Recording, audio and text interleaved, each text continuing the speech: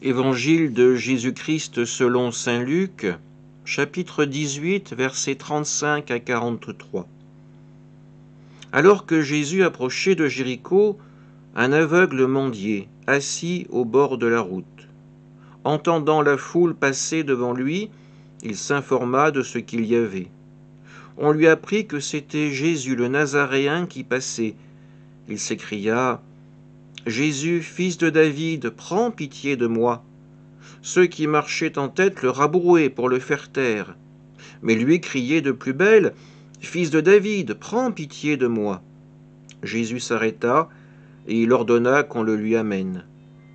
Quand il se fut approché, Jésus lui demanda : « Que veux-tu que je fasse pour toi ? » Il répondit : « Seigneur, que je retrouve la vue. » Et Jésus lui dit : « Retrouve la vue, ta foi t'a sauvé. » À l'instant même, il retrouva la vue, et il suivait Jésus en rendant gloire à Dieu. Et tout le peuple, voyant cela, adressa une louange à Dieu. Acclamons la parole de Dieu. Un évangile de guérison qui nous rappelle l'épisode du Bartimée, le mendiant, aveugle également, qui a retrouvé la vue après cet entretien avec Jésus. La grande question que pose Jésus à ce mendiant, c'est : que veux-tu que je fasse pour toi ?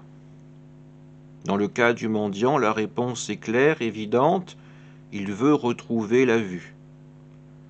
Mais imaginons que Jésus nous pose à notre tour la même question : que veux-tu que je fasse pour toi ? Aurions-nous la même facilité à lui répondre ?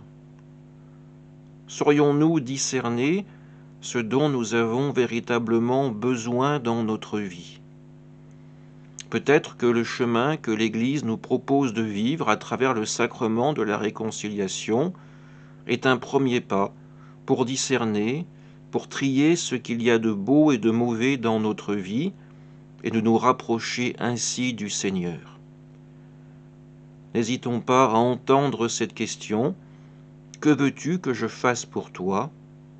Et y répondre avec nos faibles moyens, mais avec tout notre amour. Amen.